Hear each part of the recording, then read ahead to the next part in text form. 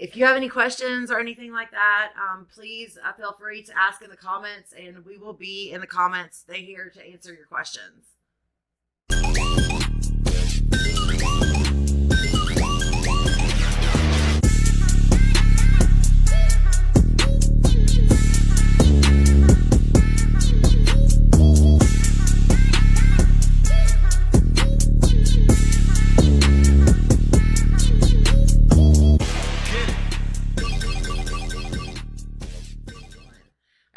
What's up, everybody at the CIMFest and Georgia Game Developer Association? Yes.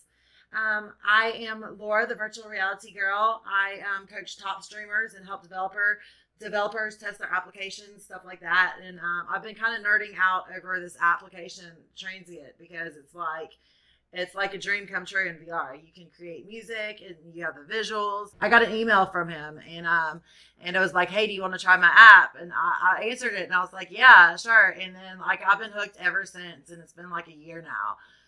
And I'm here with the developer, Jim Simmons. And we're just going to talk about this musical app where you can create music in the virtual reality. I was pretty much Googling for music or creativity in VR. And I saw some videos you'd made on Facebook, I think, posted on Facebook. And at the same time, I actually recognised your name from some Facebook Spaces stuff I think you'd done earlier. Oh, Spaces? Yeah. I can't remember. Yeah. The original Facebook kind of presenting system. Oh, that's cool. So I actually recognised your name, so that's why I emailed you. Hey, yeah, so my name's Jim. I'm the developer of Tranzient. And I have a background in music technology development, but I've moved into trying to create some amazing VR worlds that you can also make music in. So I've worked on various kind of synths and music software for companies like Yamaha and Focusrite, Novation, and also kind of sound for film companies, that kind of thing. And then probably something like 3 years ago, I started making VR products. And the first VR product I made was called AliveInVR, and that was a VR controller for existing music software. So you put your headset on and you controlled Ableton Live, which is a music production environment. And it was a way of creating a user interface without having to do everything that makes the music. But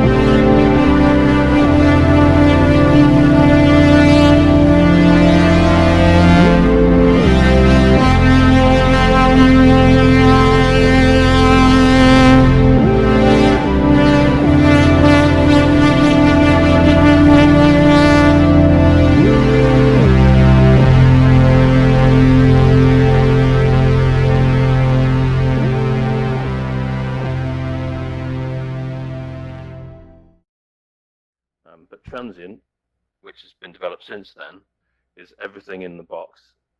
And that means all the noises and everything around you, the music, you can control from VR in a 3D way, and you can use multiplayer to collaborate or play to each other.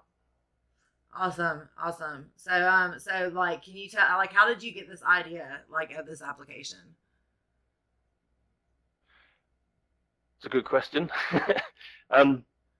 Just being inspired really by what was already around in VR. So I was a big fan of VR chat when that first came out, and the fact that you could explore different worlds and you've got a fully kind of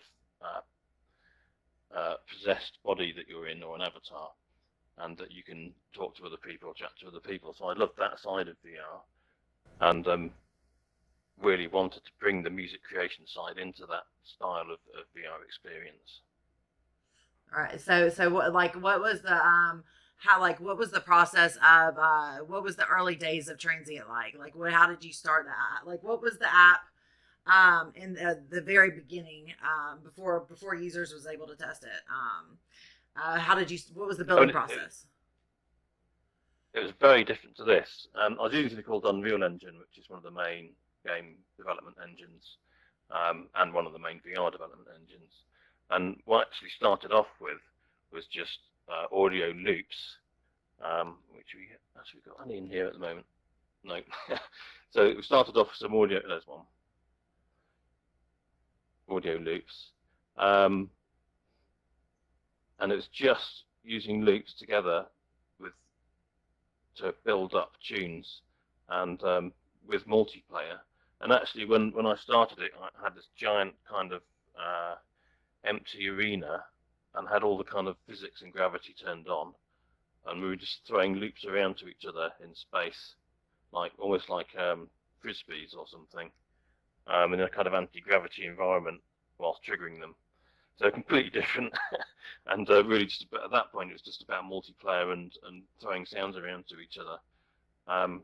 But as time went on, I realised that it's more important to actually be able to genuinely build great sounding tunes.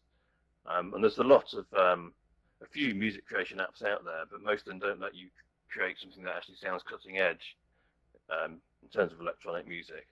So that became the aim really in terms of the music side, was to make something where you could create really good beats that are cutting edge with loops that are really cutting edge as well. Absolutely. So let's talk about, how many people's on your team? Like, so if you're an indie developer and you want to build an app, do you have to wait do you have to wait to get a team, or can you just go ahead and start building your app? You can pretty much do it yourself, I believe. This is all built by one person, and in some ways, when you're creating something that's experimental or cutting edge, then in some ways it's faster to do it on your own, at least to start with, to establish all the patterns of how it works, and then maybe later on bring on extra developers, because it's just faster to turn around changes when there's only one person to break it or fix it or whatever. All right, so one of the things I like about this application with VR is the camera. I really like the way that that you have it set up to where, if I wanted to turn on auto follow and walk over here, I can, and I can mess with this instrument, or and the camera just follows me. I love that. And then if you want to do like a performance, you can put it on rails, and then it can just go around you. And I think that's awesome. But I think that that's a very important thing for virtual reality is having that third view camera within the application to record the avatars, because I'm a streamer, and with that, instead of capturing what I'm seeing, I would rather this camera be steady and from that third view. So I really like that feature too as well.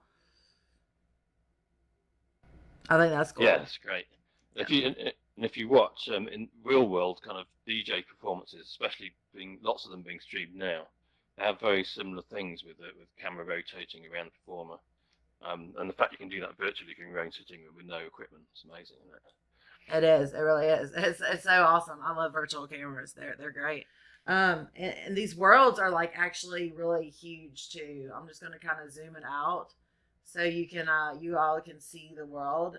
We're way down here, like little ants. And these worlds are huge. And so I actually know a little bit about what he's planning for in the future of this application. Do you want to talk about any of that? Throw any teasers out there about the application? Well, the next big thing really is about Quest and getting this to work in a way that is fits well with what Quest's good at, and Quest has some limitations in terms of performance. But that's really the next big thing, is to get all of this stuff as much as possible working on Quest, and a lot of it already does. So that's the next mission. And so why is the Quest important? I know why, but let's answer that for the viewers. So why is it important to get something working on the Quest? 'Cause it's much more accessible for end users to buy something like a Quest than it is. If you've already got a gaming PC, it's a bit different, but there's a whole lot of people out there that don't have gaming PCs with amazing GUs and that kind of thing. And the Quest gives them access to nearly high-end VR without having to spend $1,000 on a PC or whatever. So it's much more mass market, and it's also where apps are making more money because it's a bit like iOS or something with the App Store. It's a bit more of a closed system, so people are selling more apps on it as well. And generally, VR is going standalone in the longer term, rather than kind of. There will always be the high-end thing for amazing games like Half-Life Alyx. But for the mass market, I think the standalone VR thing is where it's going to have, well, there's going to be lots more headset units out there that are standalone. So being a user of Tranzient, this application, I feel it has so much potential because of it got me in here and I had to learn something, and so I kept doing it. Like I kept coming in here so I can learn it.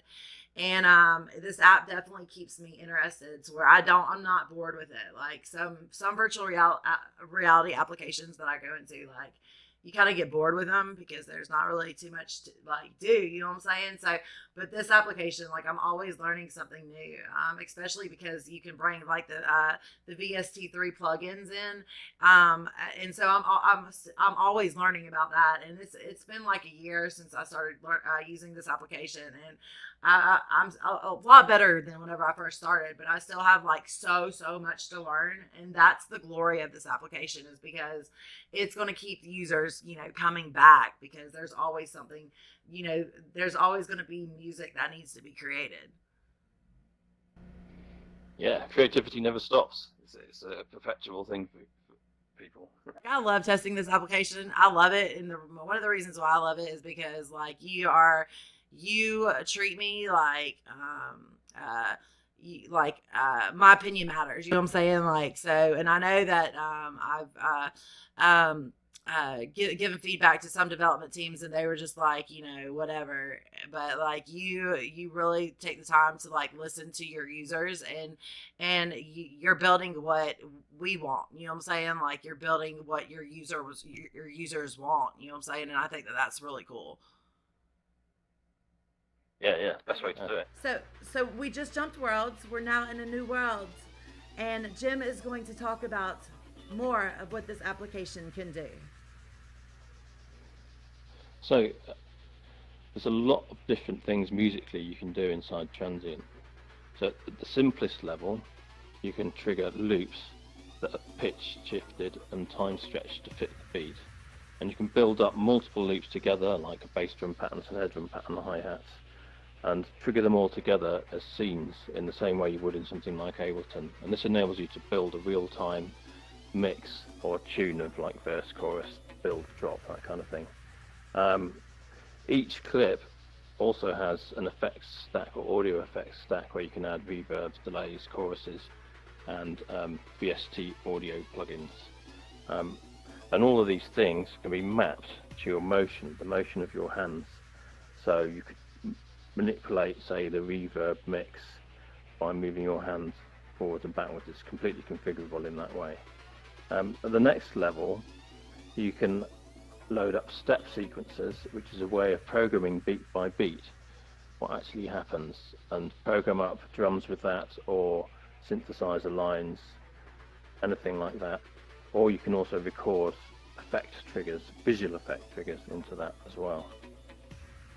On top of that, you can play instruments live, like synthesizer lead lines or VST3 synthesizer leads, in real time, or loop record anything, playing the drums or synthesizer. So pretty much anything you want to do in loop-based music production, you can do inside Tranzient. On top of that, because this is a visual environment, you can trigger beat synced video like the one behind me, or program up video effects that are 3D video effects you find common in games and game engines. So you could trigger like an explosion on the last beat of a song, or a floating fire effect, that kind of thing.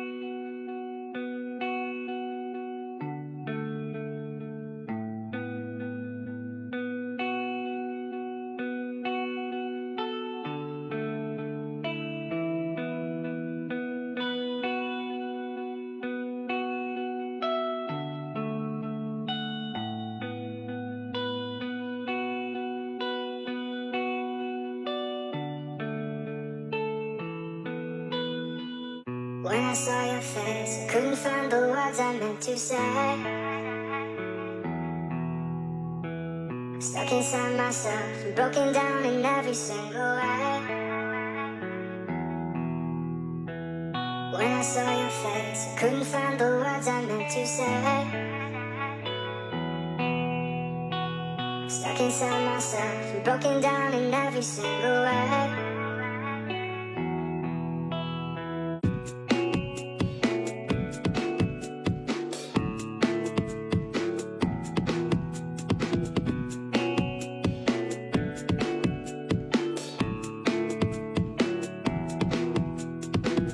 When I saw your face, I couldn't find the words I meant to say. Stuck inside myself, broken down in every single way. When I saw your face, I couldn't find the words I meant to say. Stuck inside myself, broken down in every single way. When I saw your face, I couldn't find the words I meant to say. All right, so bye everybody. Thank you so much for letting us do this presentation. If you go to facebook.com/official VR girl, you'll be able to find me, or search for the VR girl on Facebook, and I'm super easy to find. And if you want to find Tranzient, just Google that word and you'll find the app. And the company website's AliveInTech.com.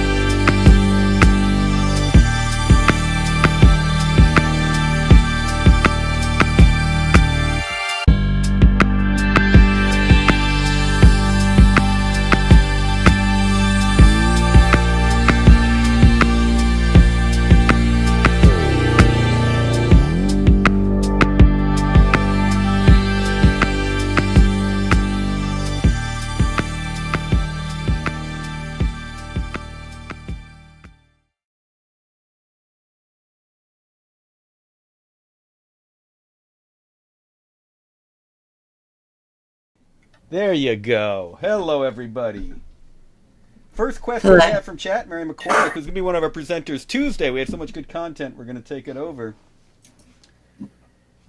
Is there a similar program for those of us without a VR setup? Any other programs you'd recommend? Well, actually, this Tranzient works without VR anyway, so you can do everything you see there, well, most of the things you see there, but with a mouse and keyboard, just like a kind of first-person shooter kind of setup. But apart from that, there's a whole raft of kind of music production programs out there. Just search like desktop music production, like Ableton's one, Cubase. They're kind of more professionally focused on the professional market. Yeah, a lot of fascinating stuff in that. Certainly, we think of COVID right now, all the DJs and promoters, club promoters who've gone to virtual and online events. Shout out to Secret Room and Ascension for two of the great Atlanta ones. Are you seeing an uptick in use of tools like Tranzient right now? No, I'd say it's pretty much the same actually at the moment as it was pre-COVID. So there hasn't been a massive uptick. It's just pretty much the same. All right. I like how you've got this for a number of the different. You've got it for HTC, Vive, different headsets. You got it for HTC. You've got it for Oculus. I know that Facebook has been looking at the numbers that Fortnite got for its DJ parties and just drooling. Is that a group that's going to be starting to use more of these tools? Are you seeing more Facebook Live parties using Oculus tools? Probably Laura can answer that. VR girl can answer that. So we need more. We definitely need more live streamers on the Facebook that's using Oculus, and that's what I'm a live streamer on Facebook, and we definitely need more because there's not. We're trying to build a community of live streamers, and we need a variety of all kind of different streamers, gamers, music gamers, all of that. There's definitely a need for that. Yeah, there's certainly the demand right now for all the Facebook Live everything. And we see the demand from Fortnite for these events. I guess a lot of the question is making sure the right people, the tools, and the way to get the word out. Let's talk about the Tranzient VR tool itself. I really like the ability to use motions to make music. I've known a lot of DJs who like to think of themselves as music wizards, dancing around, thinking they were making Doctor Strange motions as they were dropping beats. You can't generally move that fast with VR and have it pick things up, though the tech's getting better. How much dancing are folks able to do with your tools while they're DJing? I'd say it's that there isn't a problem with the speed of VR at all, actually, now. Not with high-end VR. And not with the Quest either, which I guess you'd now call mid-end VR. So the tracking's really fast enough to play live drums. And if it's fast enough to play live drums, it's easily fast enough to do all the kind of motion-based stuff or dancing that the DJ would want to do, like kind of things DJs want to do, kind of filter sweeps in the air, that kind of thing. And something that also looks physically good at the same time. And all of that, there's not an issue in high-end VR in terms of the kind of latencies and things. And that is kind of part of, well, electronic music in general, it has to have some sort of visualizations going on with it because it's very different to kind of rock music where you could watch the drummer or whatever. But also on top of that, it can be like, as you say, it can be like a choreographed dance as well as creating the music in terms of, because you've got three kind of 6 degrees of motion controllers. That all just works, basically. It's the short answer. Yeah, and we talked about that before too, because I thought it was. I think it'd be really cool to be able to put the trackers on your feet in Tranzient and like do to be able to do a whole dance with the full body movement. So yeah, that's definitely. There's you don't have a problem with the movement or anything like that, and I'd really seriously want to put trackers on my feet and dance while I make the music. I think that'd be awesome. Because not only can you so you can also record the avatars in there, and you can so I could double it. So I could you can record vocals and the avatar. So if you wanted to have an avatar over here dancing, it will record that movement and it will play that avatar back too as well. Yeah, so you can create your own dance troupe behind you if you want to. Yeah. All right, Jim, you heard it. Transient treadwear is next. That's right. One of the things that just watching what little you showed today was the number of different effects that were available to DJs in this tool. I mean, that's a live DJ would die to have that many tools on hand at any given moment.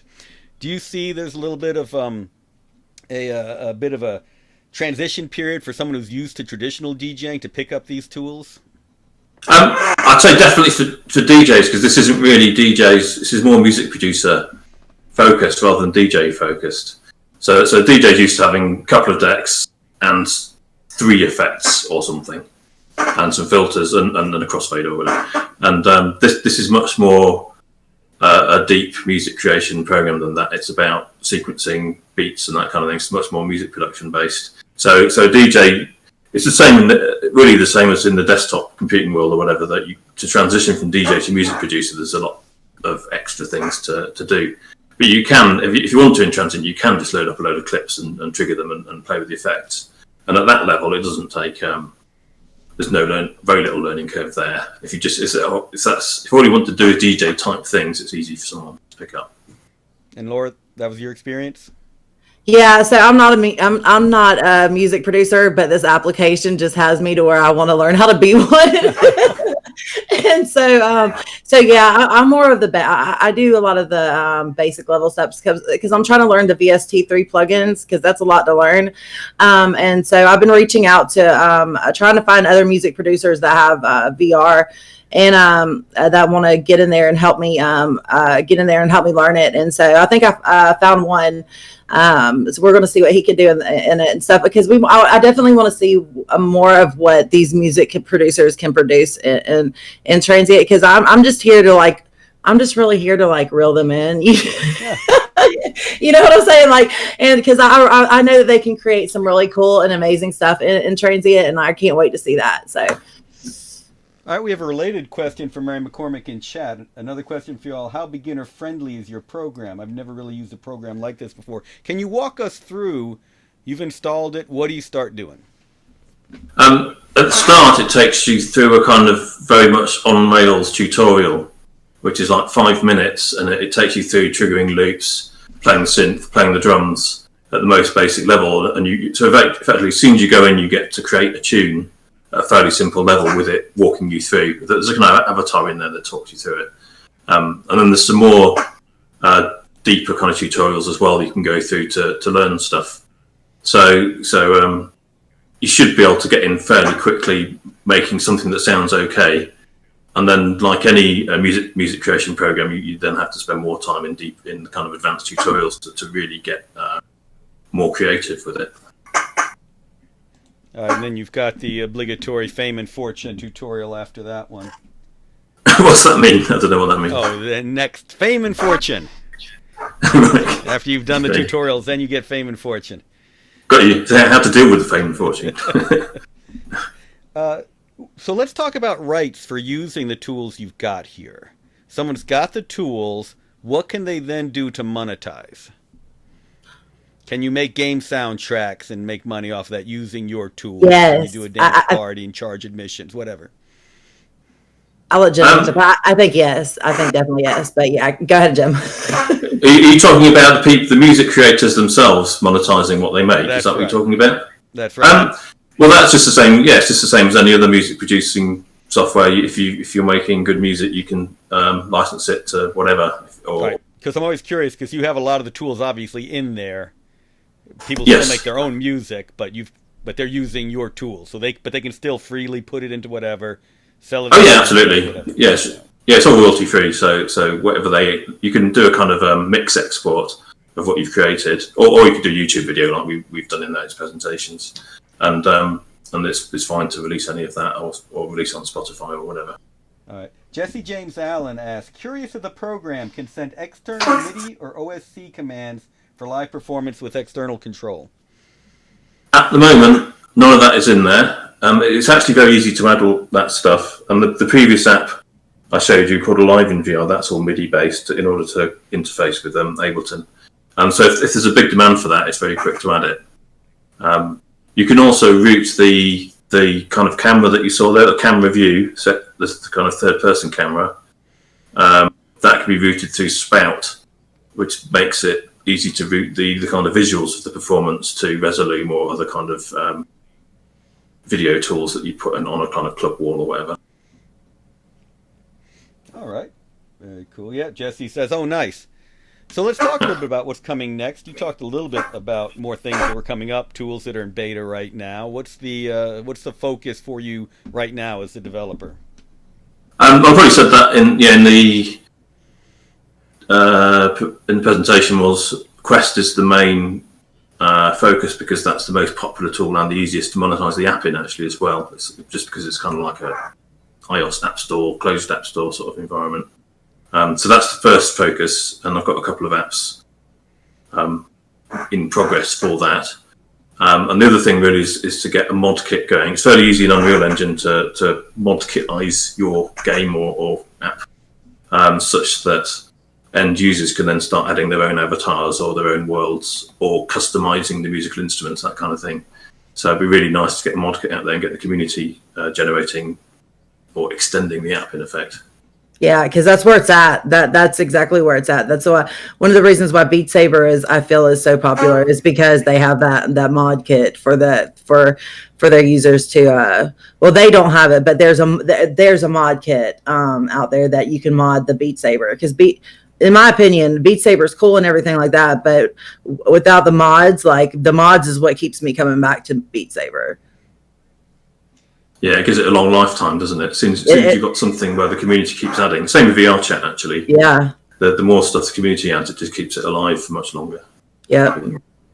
Yeah, I was amused looking at Steam when I checked it out for the first time, seeing that Steam recommended Beat Saber and Jackbox Party Games as the main things I should get if I was getting Transient as well. Can you talk a little bit more about how people are monetizing Quest? That sounded like something a lot of our users could do.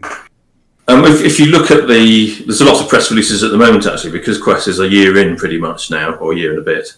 The big game producers or the successful games on there are starting to release their figures, or Oculus are releasing the figures saying, such and such a company's made 100 million or sold 100 million. I can't remember the figures actually, but basically there's quite a large number of the very popular games on there have made lots of money, and much more money than they would have done on Steam. And I think it's really about it being a very comfortable closed system for users that aren't really into gaming, might not even have Steam or something, and it being being able to sell many more headsets basically into that market where there's no gamers or no gaming machines, PCs. Very cool. We're going to have time for another question if anyone in chat has one. Until then, the question I have for Laura is, can you talk about using this as a streamer? You've incorporated this into your streams, right? Yeah, and definitely, and I love using it. It's really it helps because of the cameras and all the effects and stuff like that, and it's really made it's made for streamers and it's made for performers, and so by having all those different cameras, I think he should add some more cameras in there too. I'll keep on telling him I need some more cameras, but yeah, it's definitely a great app for streamers, and I cannot wait to it just kicks off, and we just have so many streamers we can't keep up with them because I think it's definitely going to be something that the streaming community loves. So because I love it, I love going live in it. And another reason I like it, so I was able to he added my avatar in there for me, and that helps too. So definitely making I think all VR applications should have streamers in mind when they're being built, because just because that's who's going to push your apps. You know what I'm saying?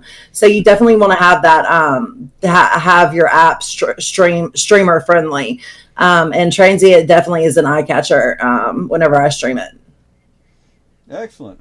We have the Georgia Influencers Network for our streamers. Got some very high quality, very experienced streamers in there, and some new ones. Would love to maybe get a demo out to them as well. So let us know the next time you put up a Transient stream so we can push it out to them. Oh, great. Thank you so much. All right. Awesome. Really appreciate y'all joining us and showing us that. Any last words? And can you please share in chat the best places to find Transient, share your website, all that jazz. Any last thoughts before we head to our next presentation? Thank you so much. I was just gonna say thank you so much for having us, and you can find me at facebook.com/official VR girl, the VR girl on Facebook. I'm super easy to find. And so for me, thanks ever so much for this, for putting us live. AliveInTech.com and everything, all the links at the top right of that website. All right, thank you both very much. And next up, we will have a look at 10 years of clutter. Take care and see you in 4 more minutes. Thank you so much.